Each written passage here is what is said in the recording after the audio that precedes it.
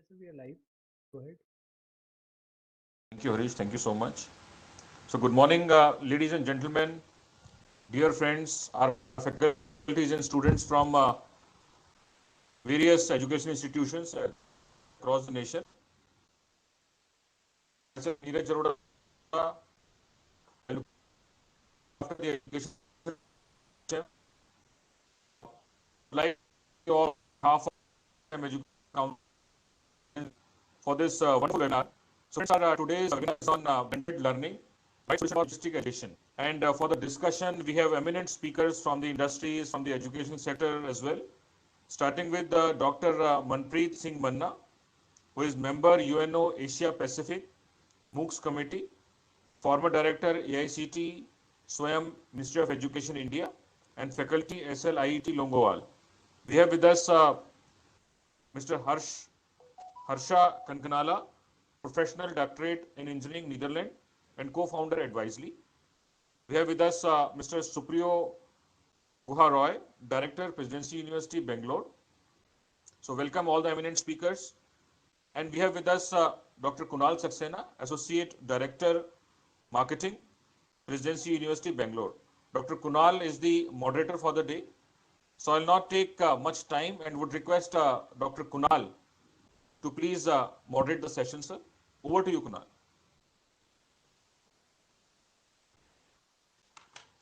Unmute, sir. Am I audible, sir? Perfect. Great. Thank you very much. Good morning, ladies and gentlemen, dear students who are joining us from all across the country. And today we are here to witness another great event being organized by one of the most prime institutions of this country called ASSOCHAM. Sorry, we are very fortunate enough, to have been partnered with them and to bring to you the industry insights, which comes directly from the stalwarts and bringing in the approach of new age blended education learning to you people. Now, as you see the word blended education, blended learning, futuristic approach, they all are different questions which are come in our mind. Today's parents, they have a lot of resources in hands. Today's children, they have a lot of resources in hand. And the choice they have to choose to make in order to get the right education for their child is actually gripping up.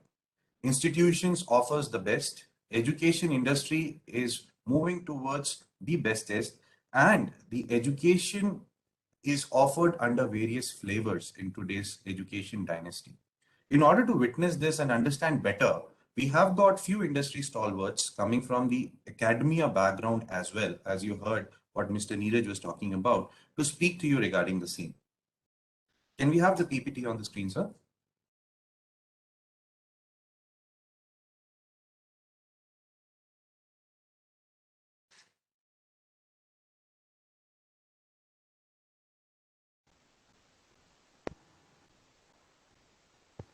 Neeraj, sir? Yes, it is coming, sir. Yeah. So dear audience, as I was talking about futuristic approach, now in this futuristic approach, none other than, Dr. Manpreet Singh Manna would be able to tell us what today's education industry demands from the students in order to absorb what the industry wants. So in order to give you a complete, insight about it, I would like to introduce you to Dr. Manpreet Singh Manna, who comes with more than 2 decades of glorious and versatile experience in the spheres of research, education, and administration.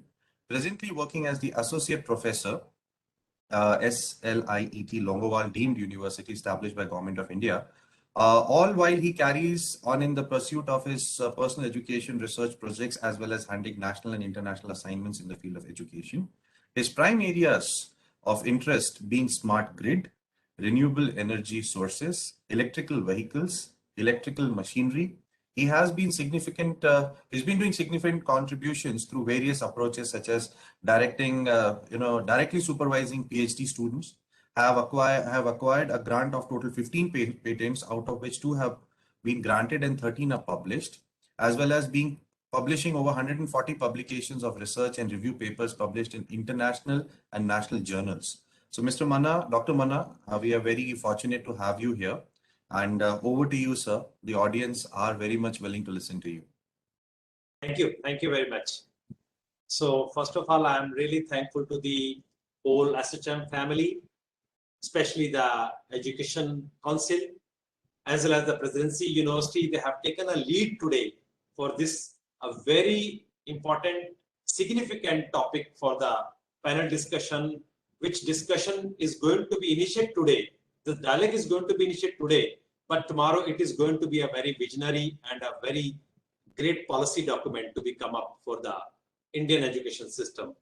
So with me, all the great speakers, I welcome on the behalf of ASSOCHAM, on the behalf of Presidency University to them. And I'm sure the great insights all the participants are going to take away, not only today, even the recorded version also going to be in a very different modes of approach by the faculty members of my country, the learners of my country, and of course the industry of my country. I'm sure Mr. Harsha ji, Mr. Supriya ji, and of course Mr. Kunal well mentioned about this. Many more are going to be joined in the coming week. Maybe this is going to be a part of series which is going to be take place in the coming days. The topic, blended learning. The word itself is touching a heart of every teacher and learner of my country. Not only my country, I live the universe. Please recall the days when we were doing our graduation. I'm talking somewhere early 90s because I passed out 1993. We never heard about the word blended learning at that time. We never heard about the word in a flipped learning model. We only heard one thing, classroom, teacher, faculty. Today, we came to know about the angels, accelerators, enablers, facilitators, and of course, mentors. This word was not so popular. And because of these words today, I think we are understanding what is the word of startup, the significance of startup. Earlier, every institution is supposed to have the R&D, research and development cell. Today, they say incubation center. How these things transformed in last 2 decades, or I can say in the more precisely, in last 10 years of time. This shift has been not came by choice. It has been driven by the industry need. It is driven by the today's lifestyle of the human being. Everybody wants something better than what we are going to be getting in a classroom. And they have their fundamental right to learn as per their choice. During my time, whatever the teacher delivered in the class in the mathematics, that was my world of mathematics. I couldn't get any opportunity to go beyond that window, beyond that door to see, is the Pythagoras theorem only applicable to this particular application, or there are many other applications. I still remember when I was studying Ohm's law of basic electrical engineering, the B.L. Thareja, the great author who written one book, and we used to call it as the Bible of electrical engineering. He mentioned the Ohm's law based on diodes and transistors being a non-linear elements. And we understood. And from that till date, when my son took admission in Thapar and he asked me to tell me about Ohm's law, as you are a great teacher in the slide, I said, oh, Ohm's law is this, and I was happy that today I'm going to get a very good aloo paratha from my wife, because I'm, when you're teaching your son, your wife will give you the double bonanza.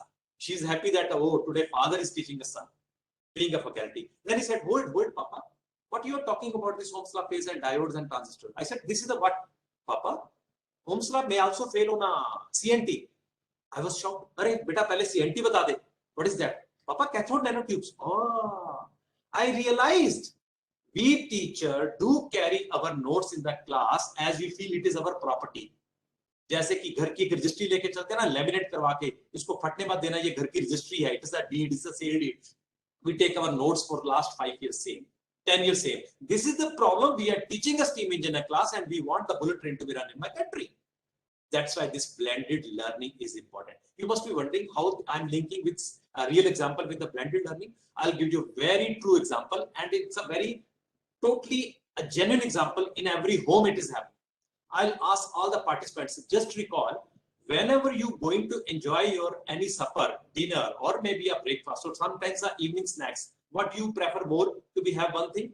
Chutney. Oh yes, of course, pudina chutney. Pudina chutney. Just ask the lady, your mother, sister, or even a wife to whom you asking to do something in a kitchen. अभी तो मुझे ये भी नहीं कहना चाहिए कि महिला को पूछो, क्योंकि लॉकडाउन में पुरुषों ने ज्यादा सीख लिया कि पोछा लगाते समय पीछे आना होता है और झाड़ू लगाते समय आगे जाना होता है. So I should not say अब हम ज्यादा सीख रहे हैं kitchen, or this is a way. Anyhow, happiness index will be maintained in the 20 minutes of talk. So they have given me sharp 20 minutes. blended mode को सिखाने के लिए, this is one of the best example I feel, and it is my copyright. When we are going to make a chutney, she recalls, oh, I have a mother-in-law, my Mataji, she must be having some uric acid problem. She put some lasan, garlic in chutney. Then my son is going to read so many books. I should put some green chili in the chutney. Green chili in the chutney. Uski aankhein tez hongi. My husband is very much, a taste savvy guy. I put some lemon in the chutney, or maybe some onion in the chutney. But when the chutney comes to the table, we say, "Jara pudine ki chutney idhar karna. Please, Mama, pass me the pudina chutney." Have they ever asked the garlic chutney, onion chutney? And by adding these ingredients, they are adding so many nutritious values, vitamins, or many things. But end of the day, it's a pudina chutney. Dear teachers, dear faculty members, when you go to the class for your 60 minutes in your college, in your campus, or maybe online, if you bring a 10 minutes of video of IIT Kharagpur professor, or maybe a 2 minutes from the Khan Academy, or maybe from SWAM, maybe from Crossira, or if you are going to take the book of some great author to whom you feel is a role model, and if you are delivering in a class will be remains yours. When they will come out in the corridor, the dean will ask, to whom you class were taking, sir? Professor Tripathi was teaching, and he was teaching amazingly. They will never say, sir, Professor Jones were there in the class. They will never say Professor Reddy was there in the class. Although Professor Reddy came in the class to taught through video, to taught through audio, to taught through notes or ebooks. This is what is called blended learning. When today's a teacher going to bring the great material or existing great material of that content, rather keeping the book away from the students. In my time, I have a great respect for my teachers. You know what happened to my 7th semester subject? It was a power system stability subject, and our teacher, I have a great respect for teacher, but now I realize there was some gap. He referred one book. It was a McGraw-Hill book. At that time, there was no TMG, and I bought it in the dollars, $5.23, McGraw-Hill, Stevenson. And he said, this is the book only you have to go through if you want to clear this credits. And we have gone through, and it was shared in the hostel. The moment when I appeared in the examination, I realized the paper has been set from the Kalyani publisher's book, which was the Indian author's book. And he never brought that book naked. He put a newspaper wrap on it because he wanted to show my subject is too hi-fi. If you will respect me like anything, my subject will be easy for you. Otherwise, it is not going to get clear with you. Is that teacher, faculty, enabler, facilitator? What? Question mark came in mind. That's why today the 60 students in my class, I asked them, how many wants to become like me as a teacher? Sir, hum door-to-door marketing karenge, hum teacher nahi banenge. And that is why 38% shortage of faculty today, including IITs and IIMs and national importance institutions like mine. The reason is very simple. Are you transforming? Are you only at the Bloom taxonomy level 1 only? Remembering, beta ratle aur jaake exam mein vomit kar de. Blended learning is going to be make a ice break. मैं आपसे सुनूंगा, लेकिन मैं Google out भी करूंगा. मैं आपसे सीखूंगा, लेकिन लैब में जाके प्रैक्टिस भी करूंगा कि ओम्स लॉ फेल हो रहा है कि नहीं हो रहा है. This is a blended mode of learning. And if you want to put a more flavor, I can say, Gurukul की मर्यादा से टीचिंग लर्निंग रहेगी. Chalk and duster is not going anyway away from our life. Chalk and duster के साथ digital mindset का teacher class में आना पड़ेगा. वो कहेगा ये मैंने यहाँ पर इक्वेशन लिखी है, इसको जाकर घर में खान एकेडमी से भी चेक करना, क्रॉसइरा से भी चेक करना. कल मुझे बताना कि नई applications, what are the new applications can be drive out from this law. Law is never going to be die. Ohm's law is today available. Bohr's theory law will remain for next 1 century. But the applications and the failures of the law are going to be varying, because today, what do you think? The bullet train is running with some new law. It is the same magnetics, same Maxwell 4 equations. Based on the Maxwell's 4 equations, we are running a bullet train. We call it as a maglev.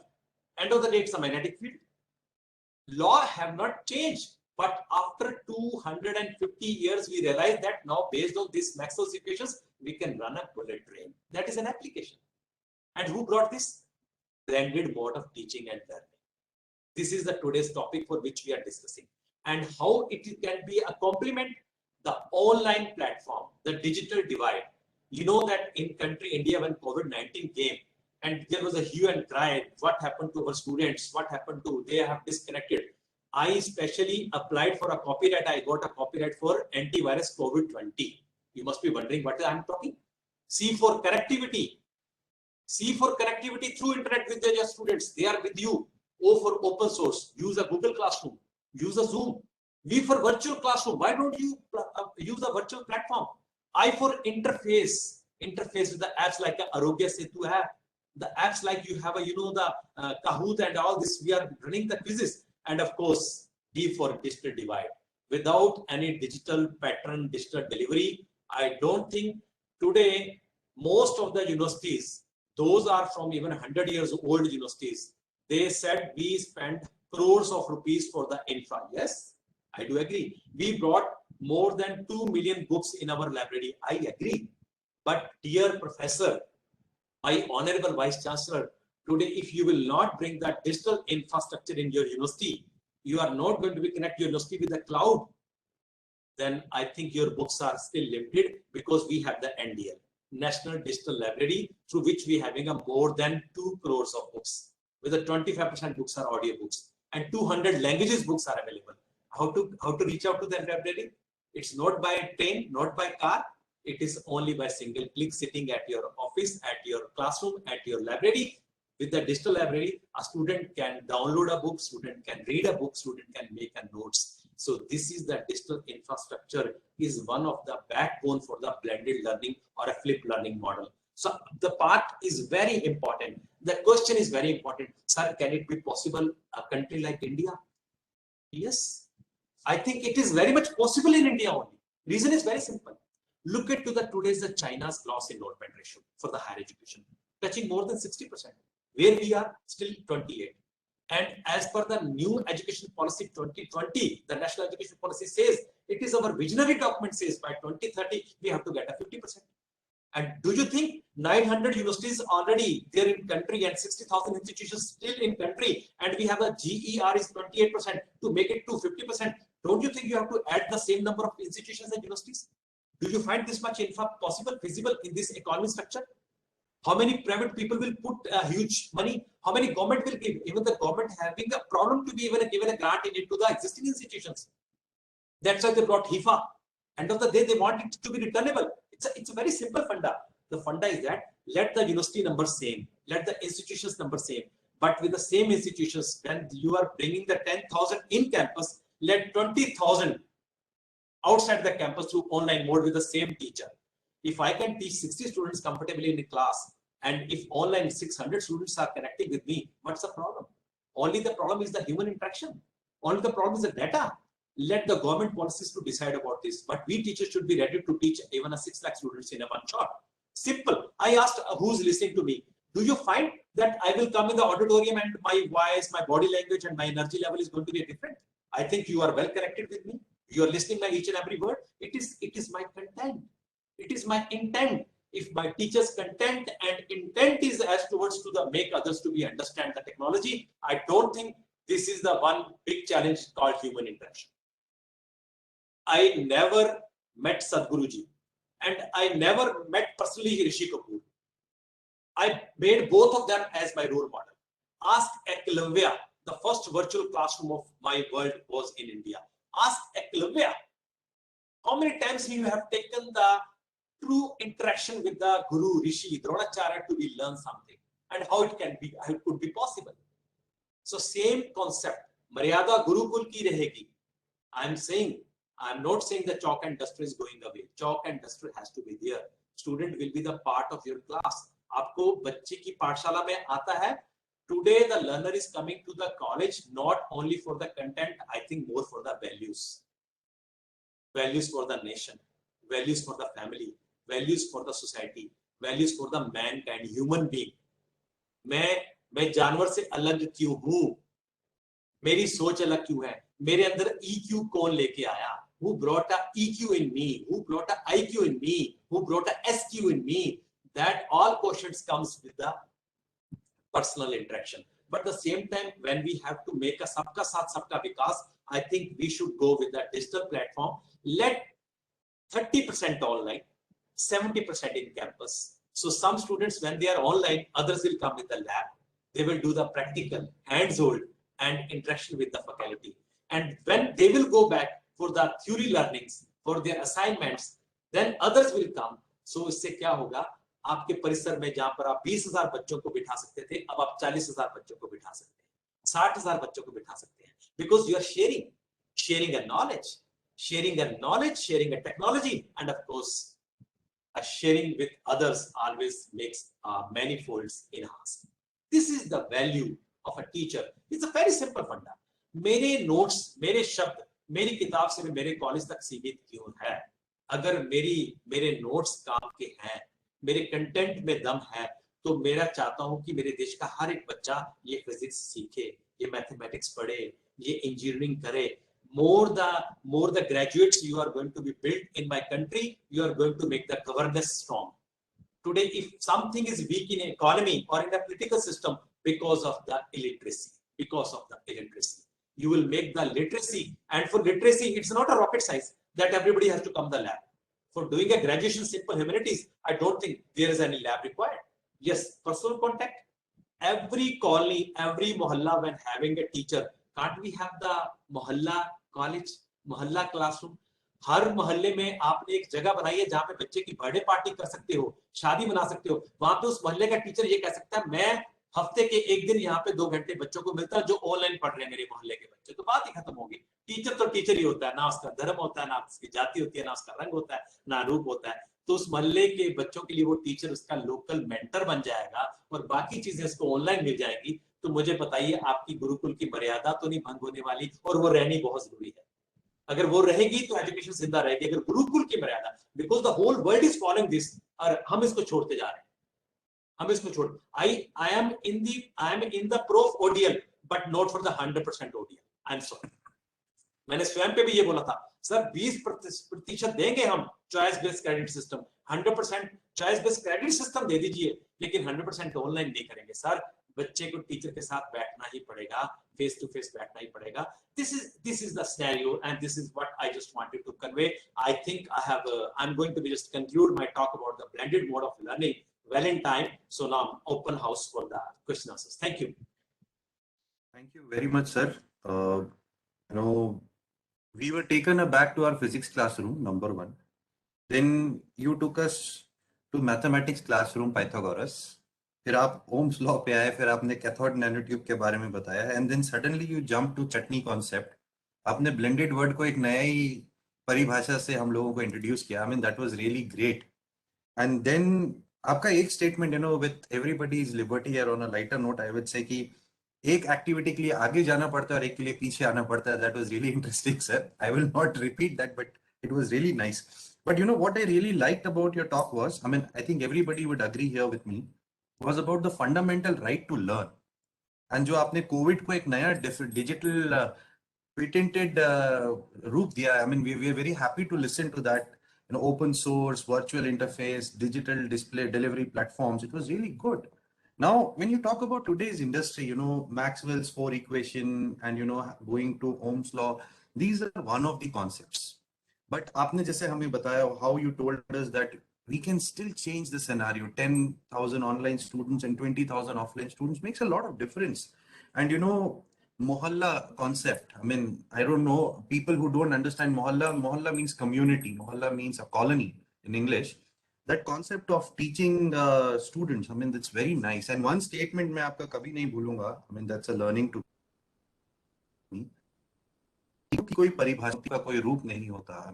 I think all the gurus will be very happy to listen this, and I am getting goosebumps while saying this. So it was really of you. Thank you. और आपके लिए एक ही statement, सबका साथ सबका विकास. बहुत बहुत धन्यवाद. We'll come back to you with a question. We move to the next speaker for the day. Dear audience, now we move on to our next speaker. Can we have the PPT on the screen, please?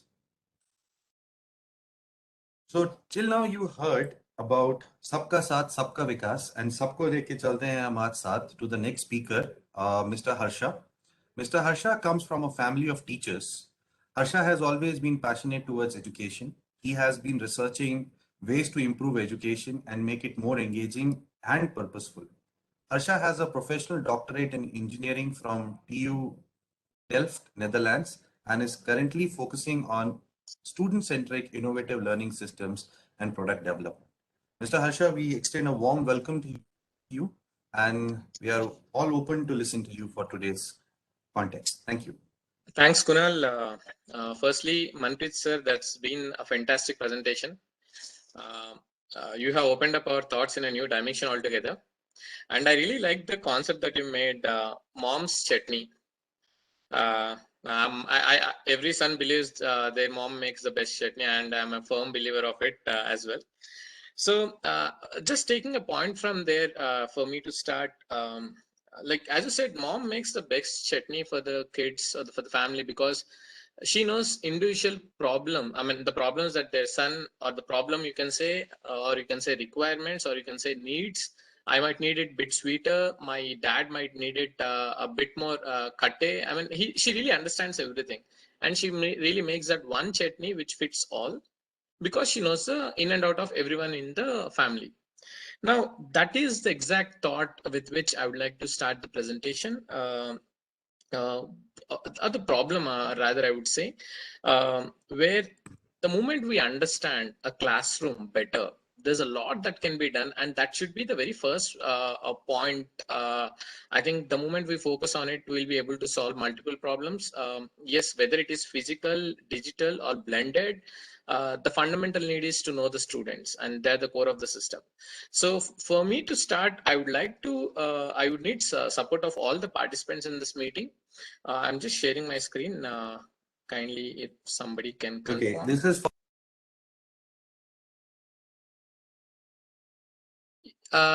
Kunalji, you're on mute. I think you're speaking.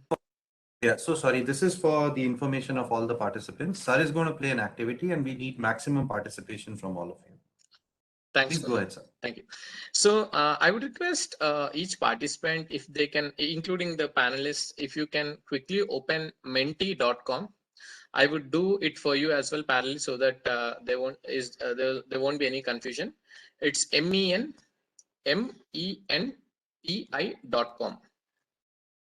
Yeah. The moment you open it, either in mobile or on desktop, that's completely fine. I'm sure most of you already know this. It's just a 3-minute activity. I'll not take more time here. Once you open that platform, kindly enter the code 95. I repeat, 95663259. 95663259. If you're seeing my screen, I'm typing it 95663259. Yeah. So so once you submit it, you'll get into the questionnaire section. So let me go back to that. Yeah, I okay. Already started. The responses have been coming. So how much do we know about the students in a classroom?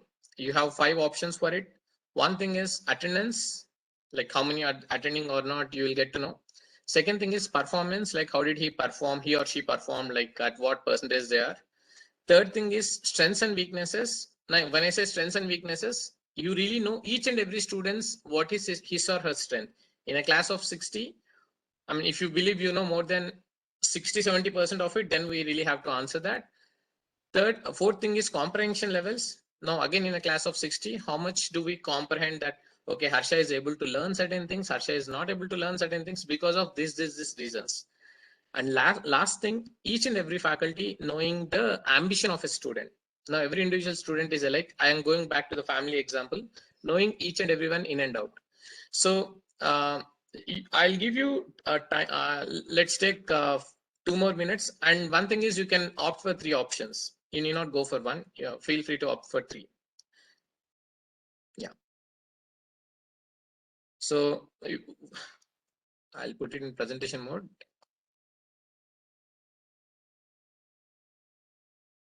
Yeah. So when you say strengths and weaknesses, you are really clear that every student's strengths and weaknesses is what we know, comprehension levels, career ambitions. So 30 more seconds and we are done with this question.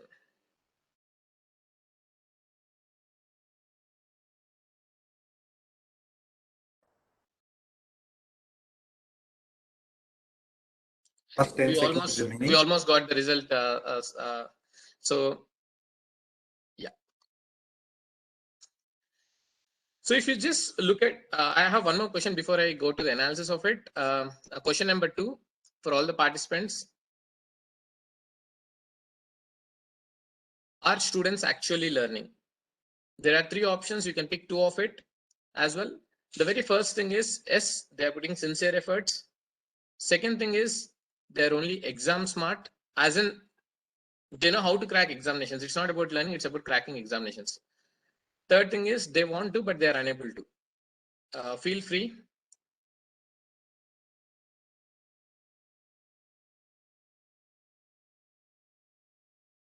Exam smart indicates they look for important question papers.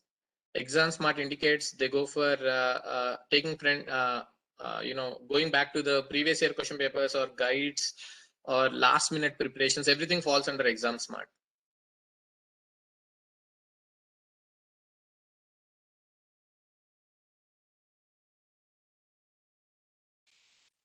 Answers are coming for they are only exam smart. Actually, sir, we come from that system.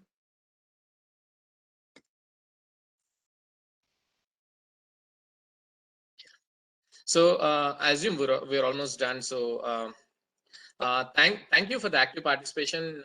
You really made this session count. You made my job easy as well. So I'll go from the second question first. Now, most of us, I think 60% of you together, all of us together, believe that most of the students that are in the classroom are more exam smart. It's not about learning a concept, like Manpreet sir was mentioning about the concepts, mathematics Ohm's law. It's not about learning Ohm's law. It's about writing the Ohm's law right and getting the marks out. And that's been majority of the systems where I would not say about institutions.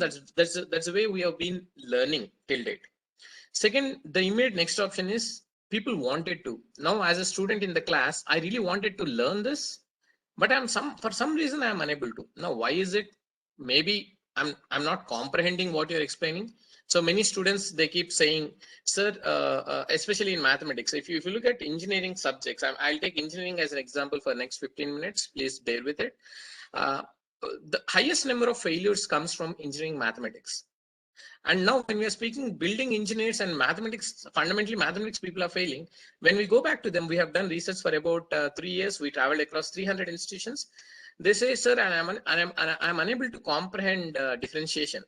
Now, why is it? Because maybe their understanding on limits or functions is not so great. So prerequisite knowledge is not so good. So though a student wants to come, no student comes to an institute to make sure that he becomes bad. Everybody wants to try, but they are unable to. That's the second option that you pick, which is rightly the case even when we have done our survey. And last thing, there are always 10 to 15% or 20% of the students who are really putting their efforts to make things happen. Coming back to the very first question, how much do we know about the students in the class? Of course, when we have done our research, and our research exactly validates your pulse as well. Everybody says, sir, we know like if they're attending the class or not, even in online systems for that matter.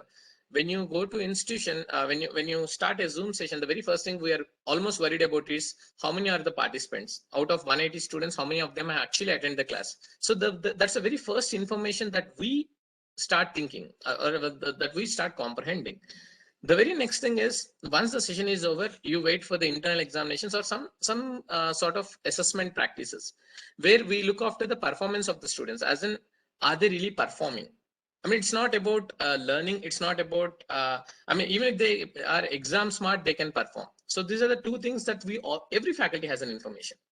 Now, if you go back to the third option, strengths and weaknesses in a classroom, one strength and one weakness. The weakness that I might carry in the classroom that, let's say, Manpreet sir is teaching is, I can't comprehend, I don't understand those things. But do Manpreet sir know that? Or there are 5 students like me in a class of 60 who doesn't really understand the topic that he is teaching. Probably it is to a higher level. I really want some basic examples, but faculty might or might not know that. So knowing strengths and weaknesses of the entire classroom is super challenging. And 23, you have mentioned that most of you might know it, but there's much more beyond that we can still know, and we can really do a good job at that. And fourth option, comprehension level. Now, what is comprehension level here? ability to learn is one kind of comprehension. Second thing is my prerequisite knowledge being spot on for me to understand this topic is the second comprehension level. Third thing is my comprehension says I'm more of a listener to learn. If not, I'm more of a, I wanted to watch a video for me to learn. I need animations to learn. Third thing is, third category is if I read, I learn. So every individual student's learning styles can be completely different. But when we come back to the class, we come with one mode of teaching. No faculty can come there, say, I'll show animation for the same topic, I'll teach the same topic, and also make you read the same topic. You can't do three things in the same concept. So comprehension, knowing comprehension levels of the entire class will really help you. What is the right way for you to fit in any teaching mode? And that's something that we don't know much. And the last thing is career ambitions. So if my ambition of studying engineering, for that matter, is to become, let's say, front-end engineer, I'm taking computer science as an example, and then the subject that is being taught is more on let's say back end or some other entirely a different concept which I don't really I'm not really connected with, probably because my career ambition together is not directed towards that concept. I might not really connect to the lecture. So as such, there are multiple things that we as a system that once we have that enough information, I have a 3-slide presentation, please. Enough information, we'll be able to do that. And that we call as unknownness, the unknown factor. In a classroom, there's a lot of unknownness that is out there still. I mean, majority of it is unknown. When you go to remote atmosphere, when I spoke to multiple faculty across the nation, they said, we know we are teaching, but we don't know if students are learning. We are putting a lot of efforts for COPO mapping and other things, but does the student know if he has achieved an outcome or what is the objective of the unit? I mean, there are a lot of things where they're in the thin air. Maybe they're for academic purposes, maybe they're for a teacher to get the better scores, but there's a lot that can be done, but which needs a lot of information beneath, and that we call it as unknown factor. Students are not really sure about the right, if they have chosen the right course. They're not, students themselves are not sure about what are their strengths and weaknesses. You ask any third year student or second year student, hey Harsha, what is your strength, what is your weakness, where do you think you might fall in trouble? They are not really clear about it. So the moment we solve that, we call it as a biggest problem in the system. I mean, to as per our research again, the moment we really make every individual stakeholder in the institute aware of what is happening, what is it, what I'm going through, what is this class going through, I think blended learning will just it's on the launching pad.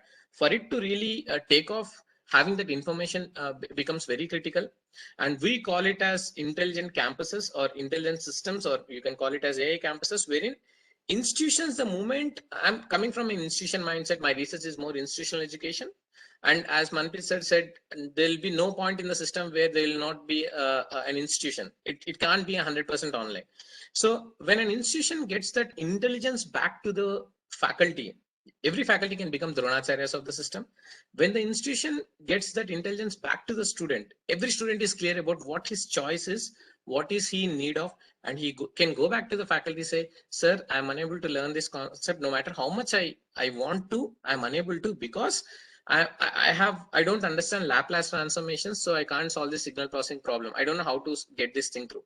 Probably faculty can do much more support to that particular student or set of students in making this happen. And this is where we also say this as a student core, an education system where student is the core. In this system where we are really thinking about curriculum to play a vital activity, like we are changing curriculum every now and then as per industry requirements, we are getting a lot of inputs from the industry as well, and every institution is doing their best to have everything updated to that system. Also employers define what are the skill sets that are required. The moment we give this back to the faculty in terms of intelligence with all the data required, saying in this class that you're going to teach, there are 60% of the students who are extremely inclined towards videos. There are 30% of the students in this class who doesn't have a prerequisite knowledge. Now, the moment you have this intelligence, I think faculty will pick the right choice. Even if it is a blended learning, they know for 60% they can still give an online teaching. For the rest of the 30%, they'll ask them to come down for them to give a quick wrap around of the prerequisite knowledge. They can do a lot of activity, and So the moment multifaceted learning and blended learning, they really go hand in hand as well. Uh, uh, for you to make a choice, you need intelligence. I come from that background. Data analytics becomes a very core system for effective blended learning systems, because only the moment when you have it, you know what to choose. And whether we are not debating on the fact that whether blended learning is right or not, that's inevitable. But the way we go about it, that will make a major difference, and that's where I come into that's where I'm putting a point. And I would like to show one analytics system for us to have a bit more deeper understanding before I finish my presentation. Imagine a test being conducted in a classroom or in the virtual system. Now, as a teacher, I've conducted a session, and the entire participants are my students, and we have just went through the session. The moment you do that, what we generally get is the performance of a student with respect to each student scoring how many marks. Now, the moment you take that as a base for you to do corrective measures, whether it is in the classroom or through online, we end up doing wrong things. The reason being, students, if they have not taken assessment seriously, just as an example, look at this heat map. This is a test data of a real test that happened in one of the institutions. Each ID here represents a single question, and this is a pattern in which students have answered the question. This is a pattern in which students have not answered the question. Take any individual question as an example. Now, students who have correctly answered, they have spent about 0.3 minutes, and then students who wrongly answered have spent 0.18 minutes. Let's go to another question. Students who have rightly answered have spent 0.5 minutes, roughly about, let's say 31 seconds or so. Students who have wrongly answered have spent only 0.1 minute. And this pattern of the lighter the color, the lesser time spent. There's one question wherein students who rightly answered have spent 0.6 minutes, but students who wrongly answered also have spent equally the same time. So overall, in 300,000 submissions we have seen when we are doing our research, we have seen many times that the very performance metric that we take as a reference for us to go back to any mode of teaching, I think that metrics is very, very key to see whether this is good enough for me to give an online session quickly, or else this is good enough for me to have students in classroom so that I can explain this in person. Intelligence becomes a key. And what we have seen is students who generally don't answer any assessments, whose scores are less, they only spend 1/3 the time it takes to answer that question. So as a pilot, what we have done, we have just made every student to spend minimum 45 seconds on each question, only then the question changes. Instantly, we have seen the average result of the class moving from 53 to 73. So the shift happened not because of remedial sessions, the shift happened because of intelligence. So going back to the presentation, before I close, from the research that we have done, especially in blended education, going back to the context, blended education, for it to be very, very effective, intelligence is very key. For us to have intelligence and analytics, if we really set up systems for it, and then if faculty is empowered to that role, that everything that is happening in the class, every faculty, I come from family of teachers, so every faculty, when they have the right information, they can really do magic in the session, in the class. And also faculty knows for the fact that not everything that they have as a learning content that they created might be suitable for the students for so and so reasons. They can really go back to every other mode. They can Google, as Manpreet sir said, they have Swayam portals, they have n number of opportunities that are out there in the world of internet. So they really know what to pick for the category of students that might need, and every action that they take from there on, it will make a major difference. And with that, I would end the session. My entire focus is on intelligence to faculty and intelligence to students, and every system that will come in place will really do a magic, is where I come from. So thanks for all your time, and thanks for all the participation for the Menti meter. Thank you. Dr. Kunal, over to you. Thank you, Mr. Harsha. Thank you very much. It was really fascinating to see the Menti meters coming up. When you talk about, attendance, performance, strength and weaknesses of students, and I think all the faculty members who are present here, they were very much fluent. I think you should make a heat map of this also, how much time they took to, take the right answer in this case. Wrong, I don't know how much time it will take, but right answers were too many. Also, you introduced us something to something called as unknownness. I mean, yeah, this is a darker zone in the classroom, and every faculty would agree that unknownness is there always. And then you talked about COPO mapping. There is something also else in the market in the field of education coming up called Bloom's taxonomy, Yes. where you have, levels coming in, comprehension, knowledge, all these things, which brings a lot of importance to the subject. And you rightly said that blended learning is on the launching pad, where, AI campuses have to come in and bring that concept up. Because yes, I think somehow it is the gift of Corona to us. What was supposed to happen in 2030 started happening in 2020. But one thing before we go to the next speaker, I really liked was how much time the student took in giving the right answer and a wrong answer you have calculated. I was taken back to our days. I mean, I'm not that old, but yeah, those days where a right answer and a wrong answer on an answer script was just marked with a red pen and you get marks for it. So you got marks, that means the right answer. You didn't get any marks, you got a wrong answer. But today you have a heat map for that as well. I understand now how technology is going up. But Education 4.0, New Education Policy 2020, blended learning and employable graduates is something I've taken for myself from your slide. Thank you very much, Mr. Harsha, for all this. Moving on to the next speaker for the day, dear audience. So till now, you have heard from the people who are talking about education from the classroom perspective. Can we have the slide for the next speaker, please? Now, I will take your attention to another dynamic personality from the field of education only, but he brings in, practical industry experience also with him. Very close mentor, a very great guide, Mr. Supriyo Guha Roy, the director for Presidency University, Bangalore. He's a chemical engineer from Jadavpur University, Calcutta, and an alumnus of IIM Bangalore. He started his career with ICI Limited in their research and development wing. And after a brief stint, he moved to ONGC, where he was awarded for successfully testing and completing very high pressure gas wells in Krishna Godavari Basin, first of their kind in India. Post completion of his management education from IIM Bangalore, he joined Wipro and then he moved on to Aditya Birla Group and handled various positions in project appraisal, market research, and global business development functions. After a decade-long stint with Aditya Birla Group, he joined Forbes and Company, a Shapurji Pavlovich Group company, where he headed special business of energy efficiency and hybrid power generation using biomass and solar energy. Mr. Supriyo sir, we welcome you and we are very eager to listen from you as well. Over to you. Sir, I think you're mute. Yeah.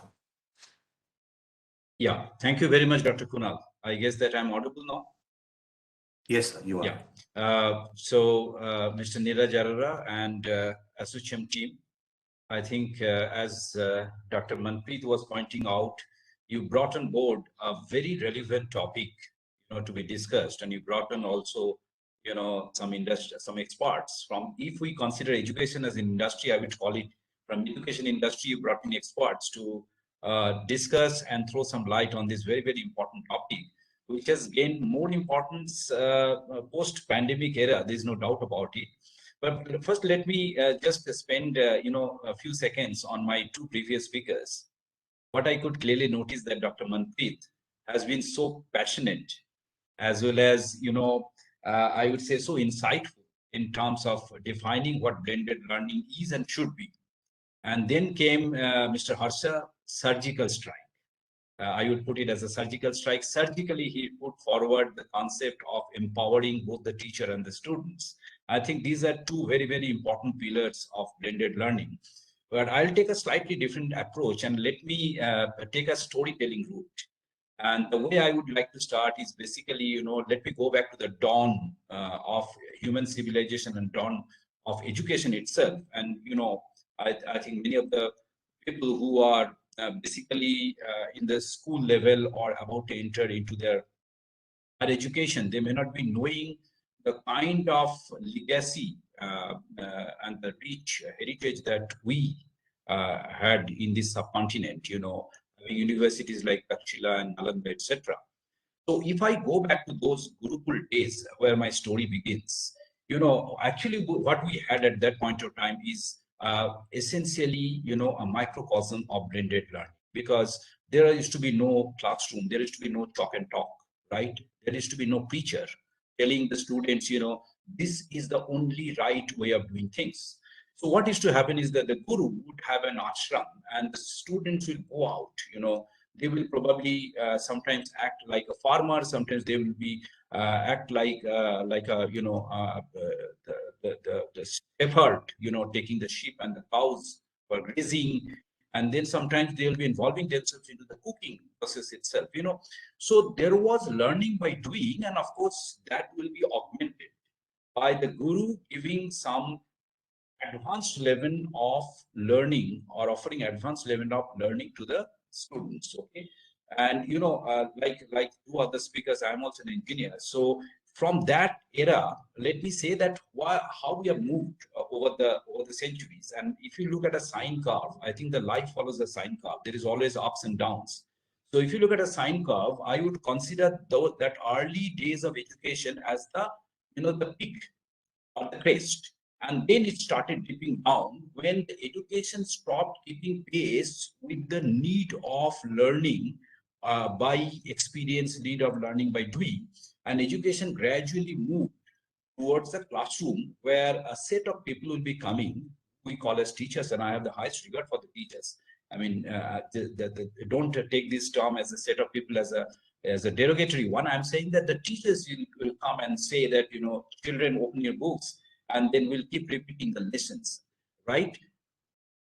And the environment turned into a kind of a very restrictive one, where the children would be told that what is written in the book is an ultimate stuff, and what I'm telling is something that you must learn and absorb. And what has been very practically displayed by Mr. Hersey just sometimes back is that, in his second slide, that, and all the respondents were also pointing out, that the children were made to become exam smart. So it is not the application of the concept which came to be important, but how to answer a question, be it an easy one or a tricky one, how to answer a question became important, and scoring marks in the examination became important. And that is possibly one of the reasons in our country also we produce thousands of engineers as well as other professionals every year, but a large percentage of them found themselves, they find themselves as, unemployable. Industry, and I had a long industrial experience that you might have seen. So the industry always complains that what the universities and the higher education institutions are producing are not the stuff that we want. I mean, when I was on the other side of the fence, and I used to go to the premier institutions, including IITs and IIMs, to recruit engineers and managers, I felt that there is always a gap existing. I mean, we were, to be very honest, we are hiring people from the premier institutions, not because what they've learned and got a degree or a diploma from those institutions, but because they were anyway the cream. We know that they are the people who can be taught very quickly to do things, and they have some level of independent thinking. They were being hired for that, and not simply because they have learned something great in their institutions. That was the situation sometimes in the 20th century. Now, thankfully, the things are changing. Things are changing world over, and that's where the blended learning has a role to play. And blended learning is going to be the thing with a capital T, H, and E.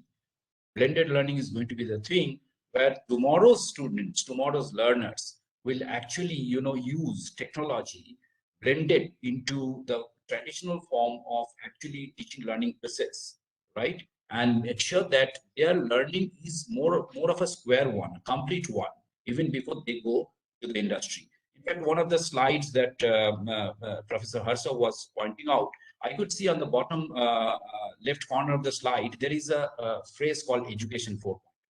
In fact, I thought that during my brief talk, I'll be touching upon Education 4.0, and he had actually kept in his slide, though he did not touch upon, and made my job a little easy. So what is this Education 4.0? And in fact, Presidency University is, if anyone comes across, how we actually present ourselves, we say that we are a Education 4.0 university. Now, what has happened is that post the Industrial Revolution, and because, we had some dark ages even in our subcontinent, in our country.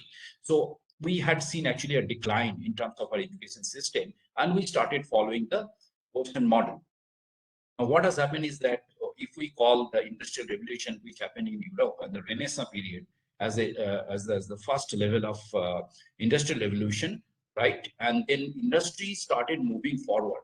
On the day the steam engine was discovered, the power of steam was discovered, then came the electrical power, then came the the power of semiconductors, and finally we're into the digital world, which is considered as a industry 4.2.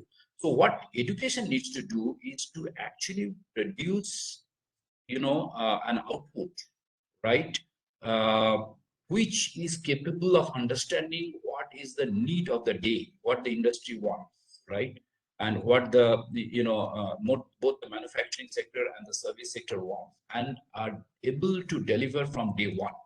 And one of the route to create learners of that kind is blended education. I think Dr. Manpreet has already defined what blended education is, but I will use a slightly different paradigm to explain why blended education is going to play a very, very important role in the futuristic education.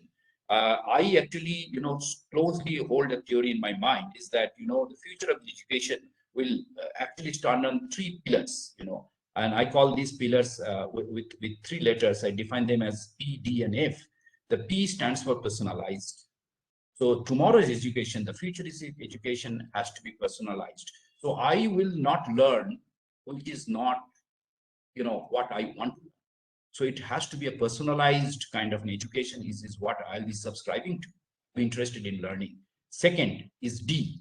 D is a distributed form. I did not sit in a classroom with my cohort and learning the same stuff within the same with the same teacher within the same hour. Not the way the futuristic education is going to work. It is going to be distributed. I can learn while sitting in a bus. I can learn while sitting in my hostel room. I can learn on the go while hiking, probably in a mountain, right? Or through a jungle. I can even learn. So I need to learn. I'm basically trekking through a place, and I can operate my GPS system, and I can learn about the flora and fauna of the place. That's also learning. It doesn't have to be a bookish one, which is only written chapter by chapter. So I learn about the flora and fauna. I learn about probably basically the topography of that region, right, and the weather system of the region, etc., by actually using my online and blended learning process, right? So that's the distributed form of learning, and the final form of learning is the flexible, which thankfully our NEP 2020 has been been able to address to a very great extent, in my opinion. That the flexible form of learning, that means the learning should not be limited to something that has been defined by our education system. Dr. Manpreet was talking about, he pointed out that GER, actually has a vision of taking our GER of our country to about 50% level by 2030. Now, the point is that GER is one measure. Yes, of course, we want to know what is the gross enrollment ratio, how many students who are capable of going to the higher education and who are actually going, the ratio of the two. But the point is that the GER is not the only parameter which actually measures the progress of a learning system. The real learning happens when these three forms of P, D, and A, personalized learning, distributed learning, and the flexible learning system. That means I will learn what at my own pace, and the subjects I want to learn. Probably I start by learning physics and mathematics, but then I would like to learn the mathematics of music, right? How music operates. Can I apply mathematics into music? Can I apply, a fractal analysis to understand, how a bird ultimately turns into a flower? Can I apply mathematics into that natural processes? So I would like to go deep into the learning process in one hand, and then I want to have a very horizontal, exposure in a large number of cross-domain areas. I need not consider myself to be an expert into one very specific domain, but I have a certain level of expertise into other domains also. And so that what I can do is that I can truly blend, and this blending is different from the typical definition of blended learning, which is basically chalk and talk blended with digital form of learning, where it's a flipped classroom kind of a concept where the student actually read whatever is written in the book, right? I mean, they can read at any point of time. They did not come to the classroom to actually go through a PPT or a chapter. They can do that beforehand. The classroom is the place where the mentor or the facilitator will take all the students together and discuss and analyze. I mean, Kunal referred to Bloom's taxonomy. So that analyze part of it is very, very important. It's just not the memorization. That analyze and apply part is very, very important there. So what happens is that then only truly we create a classroom, and I extend the concept of the typical definition of blended learning of actually blending the physical system to digital system to another dimension where actually the learning is basically, learning the concept and the theory and then apply it into a real life situation and then augment it further. So that's possibly, there are 4 dimensions, like a 4 quadrant. We can draw that, and each part of the axis must blend itself to create a total blended learning system. The good news about our country is that today the educationists have opened up, right? Whether it is, people like Dr. Manpreet Manna, who is into the education administration, as well as the teacher himself, or a person like Mr. Arsa, who is diving deep into the research of the learning process. His kind of, brilliant mind is creating a platform, right? Which, universities like us, private universities, similarly, the universities which are deemed universities, government universities, central universities, all of us are ready to adopt and apply and make sure that the learners get nothing but the best, and they become industry ready, they become employable, and not only that, they become innovators. The incubation system that Dr. Manna was pointing out, that has now moved from the industry to the portals of the universities and higher education institutions. The incubation is happening right out there. The research is happening right out there. Patents are being generated right out there, which will then be taken to the industry for further application. So that's in a nutshell. I just wanted to share this story, which always works in my mind as an education administrator, and that's the kind of platform we are trying to create, and I'm very sure that we'll be successful in doing so. And the learners, I kind of use the term, I envy the learners of today, because the opportunity they're going to get today and tomorrow is absolutely marvelous. There's no second point.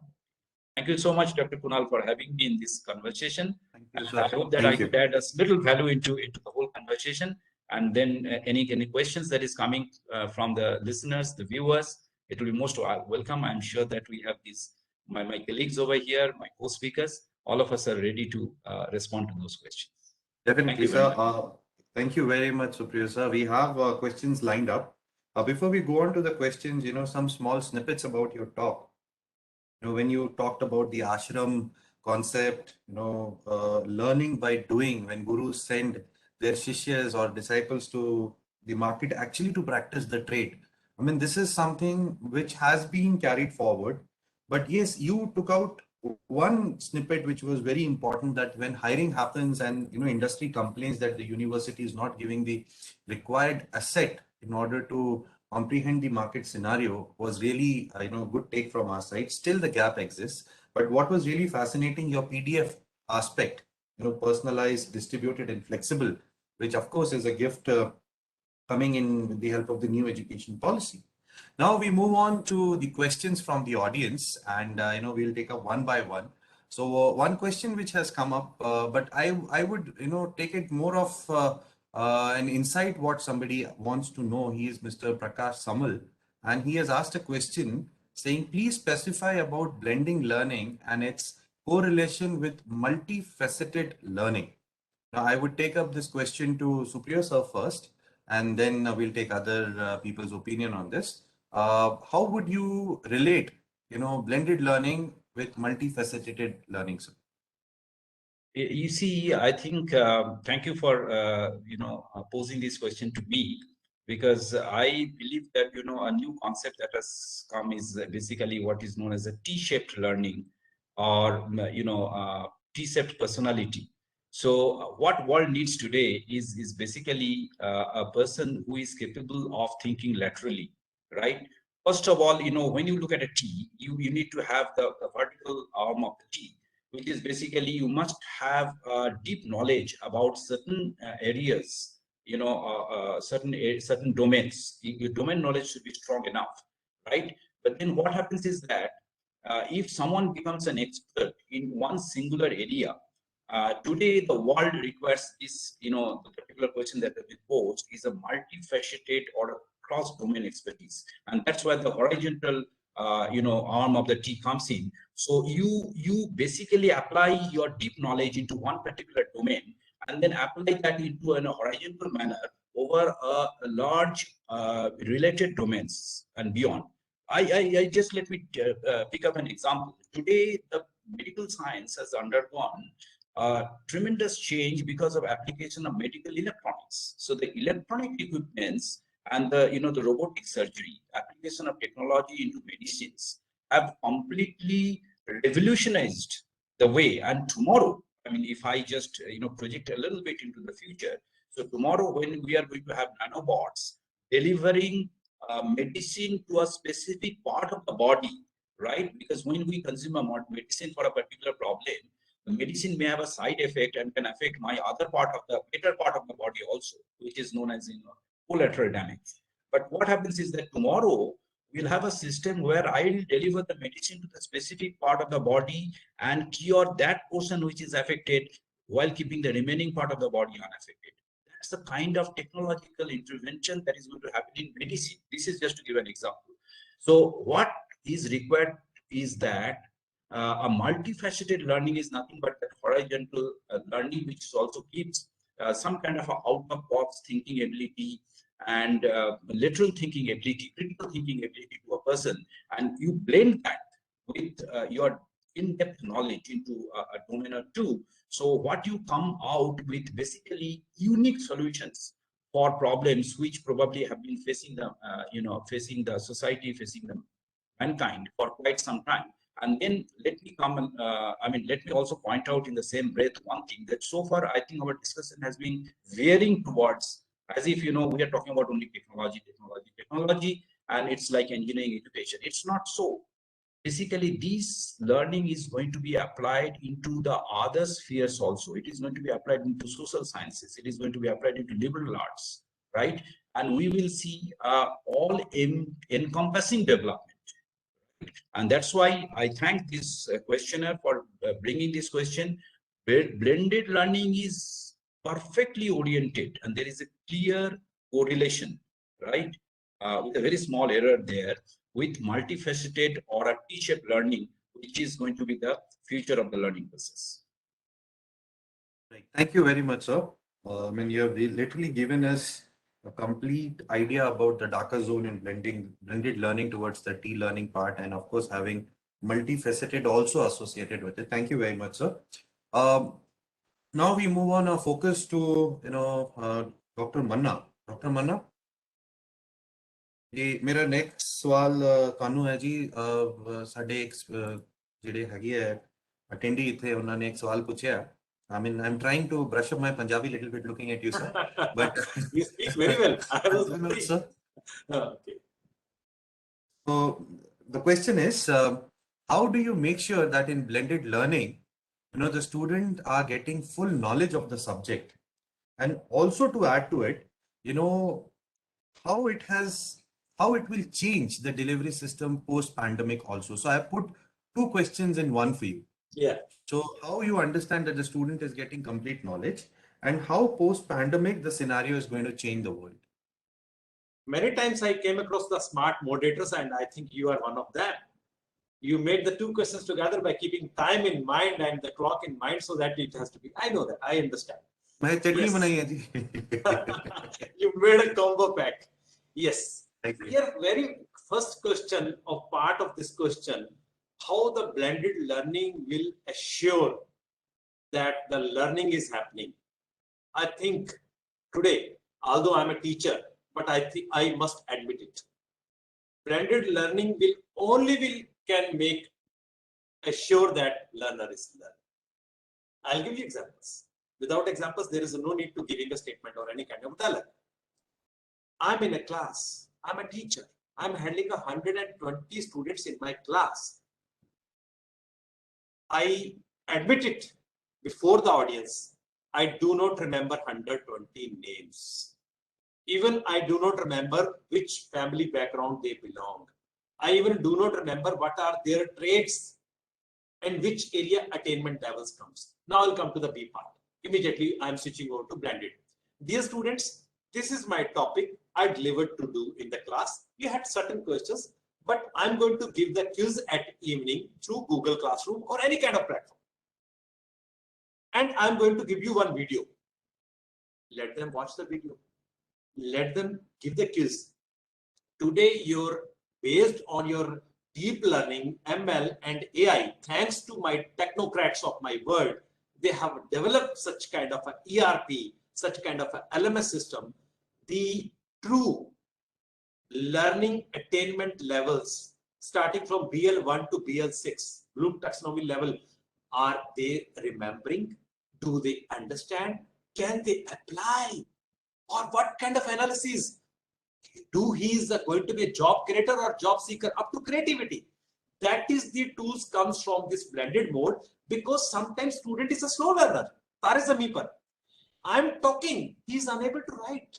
I'm speaking, he is unable to listen with the same pace and same speed with the other 30 students. He needs a time, a space, and blended mode of learning gives this personalized learning with this. Today, you know what is happening in ASU, Arizona Science University, State University? Alexa is a mandate in the class.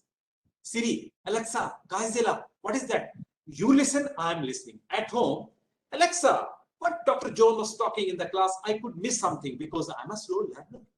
I'm a sort of a guy like a Tarzan. Alexa will speak in the same tone what Alexa learned. Alexa, please translate in Punjabi. I'm not good in that level of English, although professor had given. Alexa will translate in Punjabi. Alexa will give some tagging. You may refer this reference. You may refer this book to get more knowledge on that. Oh, Alexa से बढ़िया आज आपका tutor हो ही नहीं सकता.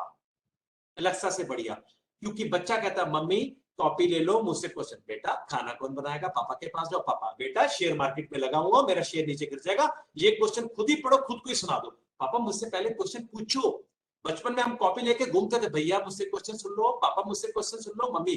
अब Alexa कहती है मैं हूं ना, मेरे पास आ जा, मैं सुन के बताऊंगा how many wrong and how many rights. This is blended learning. इससे अच्छी एग्जांपल में ब्लेंडेड लर्निंग की मुझे तो नहीं मिलती, कोई और बता सकता तो yes I salute to them. This is what we are going to be getting and assuring. जितने अच्छे एनालिटिक्स आज बन के आ रहे हैं, साइकोमीटर कहां से आ रहे हैं? साइकोमीटर कहां आ गया?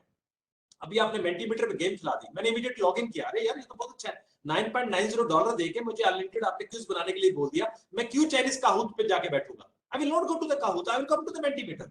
So these are the tools, applications coming and complementing our blended mode of teaching and learning. That's why we can understand आपका gestures, आपका postures, आपके moods, आपका learning style. Fast learner को भी तो मुझे एक्स्ट्रा देना ना. दो बच्चों को रोटी देके जाती है. जो फास्ट खाता है वो पहले खा के बैठा, दूसरे के आधी रह गई, उसको फिर दूसरी मिल गई. तीसरी बार भी कहता मम्मी मैं तो भूखा रह गया. बेटा तू धीरे खाता है ना, तू भूखा रह जाता है. इसका मतलब क्या माँ रोटी उसको कम देगी? माँ कहेगी बेटा तेरी रोटी डिब्बे में पड़ी है, मैं दोबारा गर्म करके दूंगी, तुझे मैं ताजी ही खिलाऊंगी, तू धीरे खाता है, तू भी मेरा बच्चा, ये भी मेरा बच्चा है. This is what the blended mode of learning. Let the have the curriculum, let have the system for the fast learner as well as the slow learner of the class. क्योंकि पांचों उंगलियां कभी बराबर नहीं होती. क्लास के 60 बच्चों का मानसिक विकास एक बराबर करने के लिए हमें उनकी यात्रा पर चलना पड़ता है. ये मेरा मानना है. That's it. बहुत बढ़िया मानना है सर आपका. पिछली बार आप चटनी ले आए, इस बार आप रोटी ले आए, अगले सवाल में आप पूरा प्लेटर ही ले आएंगे. No, but really great way of explaining, sir, because without example होता नहीं है. And आज की डेट में today's children, all of us would agree, they are much more faster than us in the field of technology. In some places, parents listen from and learn from their children. Gone are the days ki WhatsApp was just an app, but today WhatsApp has become a necessity. Gone are the days when chatting was just one of the mode, but today it is the mode of doing things. Emails was one mode of communication, but today it has become the mode of communication. So yes, आप सही कह रहे हो. But the question is, बड़ी रोटी and छोटी रोटी. मैं फिर पंजाबी च कहांगा, मैं ताटे नाल पूरा एग्री करदा. जेड़ी गल तुसी कही है एकदम पक्की कही है. Thank you very much, sir. So now moving on to Mr. Harsha. Mr. Harsha, No, I'm posing one thought of mine to you, and I want you to, kind of revert back to it, saying that what are the challenges, on the online assessment, and how can this be overcome? Because you talked about Mentimeter, you talked about things which have come across, and you put us few questions, where we are talking about assessing the student in classroom. So, what are the challenges in assessment, and how do we overcome this? Yeah, thanks, Kunal. Firstly, Manpreet sir, every time you speak, you give goosebumps. Thanks for the way you put things forward. A lot to learn. Yeah, going back to the question, online assessment, first of all, we really have to understand the word assessment itself. Assessment was never about to see the score of individual students that are performing. Assessment is to really assess the learning abilities of the student. So if we really go by the definition, how much are we as a system, are we measuring the learning abilities? Yeah, how much are we taking an input from the assessment to do some corrective measures? And I'm not going by the papers here. Everyone, I'm sure institutions are up to, or the system is doing a lot of corrective measures. But I'll take one example here. When you conduct an exam, let's say Dr. Kunal has just conducted an exam, and I'm one of the student. I'm just taking the exam. Manpreet sir is taking the exam. Supriya sir, everyone, every participant is taking the exam. So what is the fundamental need for Kunal to conduct the exam? Now he has given a session for last four classes. He has really taught us like 3-4 concepts. Before moving to the next very important concept, which is on the application front, Kunal wants to know how much did I and the rest of the participants has learned. Now, the moment when I take the test, what are the parameters that you are really looking for? The very first thing, as I've shown also in the heat maps, how attentive am I in writing the test? Am I interested in the test, first of all? Because me writing the test for the sake of writing and you getting information that the average percentage 30% means nothing. I mean, your motivation will go low. So how attentive am I in taking the test? Second thing is, at what Bloom's level do I stand? I mean, out of, let's say you have given me 10 questions. What happened was, I'm an exam smart person. Again, coming from family of teachers, you always know how to write answers to get better scores. Now, out of 10 questions, there are 6 questions which are very fundamental in nature. So what I did was, immediately I marked all the 6. So my 60% is pakka. There are 2 questions which are challenging. I just ignored them. I don't want to. There are 2 questions which are mediocre. I've just put some effort and I got the score. So what is the score that you see? I scored 80%. But I didn't even think to attempt the challenging question, which actually makes me a better engineer, because engineers are meant to be problem solvers, not the person who remember things. Now there's one more student who, while he was answering the very first 2 questions, which are basic questions, he answered it right. And then came challenging question. Now, the personality of the student is, whenever there's a challenging question, he doesn't want to skip. So, it's like both mehnat karke, he really solved those 2 questions. He has put like, out of 10 minutes that you have given him, that student has put like 6 minutes to answer those 2 most important questions where others couldn't answer. Now, the final result of the student is 40%. Now, what do you have with you? Like, I scored 80, so I'm the best chap of the class. My friend who scored 40, who's actually the right engineer mindset fellow, his score is 40. And then what the system does? Let's conduct remedial classes. Now, the system with 40% graders doesn't run, so you conduct remedial classes, but I'm not interested in those classes. My problem is different. Now, keeping it short, whenever we are saying assessment, it is pretty important for us as a system to understand. Assessment by definition is to understand the abilities of a student. We really have to get to that point. Forget about marks. What type of questions am I answering? If my abilities are always exam smart, you should also know that if my questions are always, I'm stuck with a challenge, maybe even if my overall grades are 60% and below, but I might be the best person that industry might have, because given a challenge, he's always up for it.